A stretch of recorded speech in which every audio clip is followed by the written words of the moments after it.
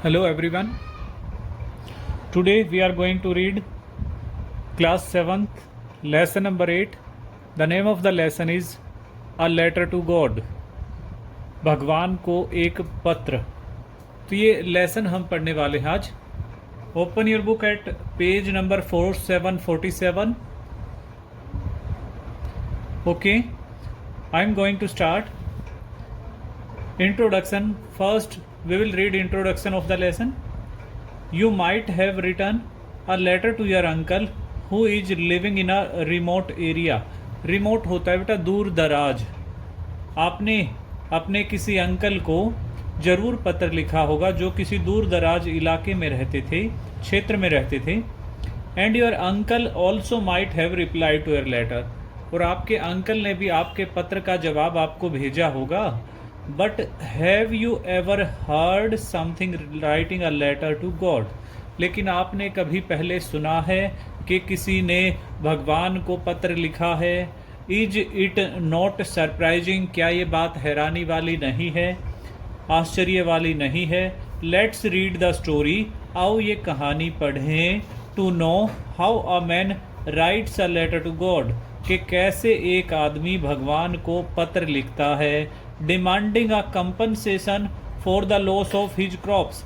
उसकी फसल तबाह होने के बदले में उसे कुछ डिमांड करता है. Because of the hail storm caused by God according to him. कि भगवान के द्वारा जो बारिश ओला वृष्टि की गई थी उसकी वजह से उसकी फसल तबाह हुई थी. तो ये आपके लेसन का इंट्रोडक्शन है.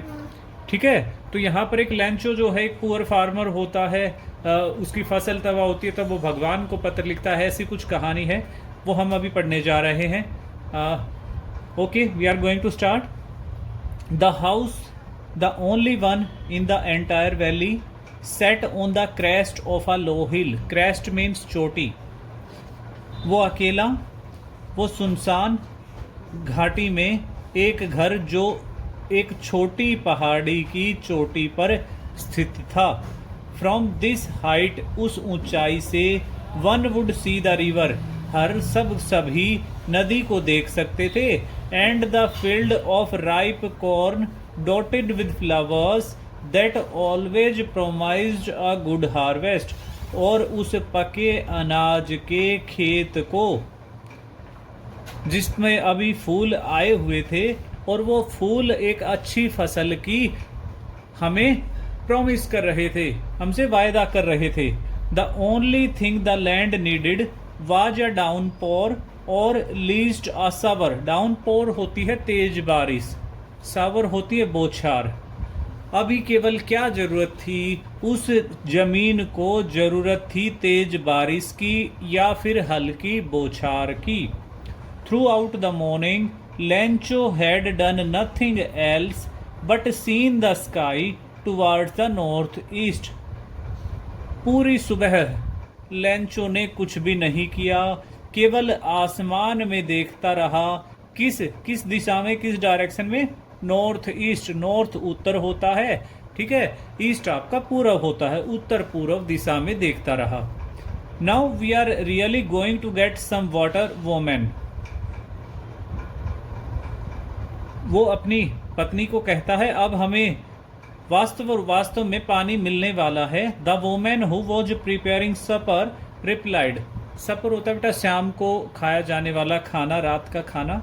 वो औरत जो रात का खाना बना रही थी उसने उत्तर दिया यस गॉड विलिंग. हाँ, भगवान की इच्छा होगी तो हमें ज़रूर कुछ मिलेगा. It was during the meal that. ये खाने का समय था. Just as Lencho had predicted होता है पूर्व अनुमान. पहले से जो हम अनुमान लगाते हैं that is called predicted. Lencho ने जैसा अनुमान लगाया था, big drops of rain began to fall. बारिश की बड़ी बड़ी बूंदें गिरना शुरू हो गई. इन द नॉर्थ ईस्ट, उत्तर पूर्व में, huge mountains of clouds could be seen approaching. बड़े बड़े पहाड़ जैसे बादल उनकी तरफ आते हुए दिखाई दे रहे थे, आगे बढ़ते हुए दिखाई दे रहे थे. The air was fresh and sweet. जो हवा थी वो काफ़ी साफ और काफ़ी फ्रेश और स्वीट थी, काफ़ी अच्छी थी। The man went out for no other reason, वो आदमी किसी और कारण के बाहर नहीं आया than to have the pleasure of feeling the rain on his body. केवल किस लिए आया था? वो बारिश की बूंदों का अपने शरीर पर जो स्पर्श था उसका आनंद लेने आया था। एंड व्हेन ही रिटर्न्ड, और जब वो वापिस आया, ही एक्सक्लेम्ड, बड़े ही खुशी में क्या बोल रहा था? These are not rain drops falling from the sky, ये आसमान से गिरने वाली बारिश की बूंदें नहीं हैं। They are new coins with a satisfied expression, ये हमारे लिए नए सिक्के हैं। वो एक संतुष्टि के भाव में कह रहा था, अब बारिश हो रही है, अभी हमें बहुत अच्छी फसल मिलेगी जिससे हमें पैसे मिलेंगे, तो ये उसके लिए किसी कॉइन से कम नहीं थी। He looked at the field of ripe corn with its flowers, उसने पकी हुई जो फसल थी, अनाज था, उसकी तरफ देखा, उसके फूलों की तरफ देखा। Draped in a curtain of rain, अब वो फूल किस में लिपटे हुए थे? ड्रैप्ड मीन्स लिपटे होना, बारिश की बूंदों की चादर में लिपटे हुए थे। But suddenly a strong wind began to blow, लेकिन अचानक ही तेज हवा बहने लगी। And along with the rain very large hail storm began to fall, और उस बारिश के साथ साथ बड़े बड़े ओले भी गिरने लगे, ओलावृष्टि होने लगी। It is really getting bad now, अब वास्तविक रूप से बुरा हो रहा है। एक्सक्लेम्ड द मैन, उस आदमी ने कहा। I hope it passes quickly, और मुझे उम्मीद है ये ओलावृष्टि जल्द ही खत्म हो जाएगी।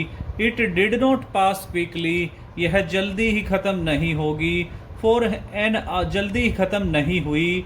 For an hour the hell rained on the house, the garden, the हिल, तकरीबन 1 घंटे तक ओलावृष्टि उस घर पर, उस बगीचे पर, उस पहाड़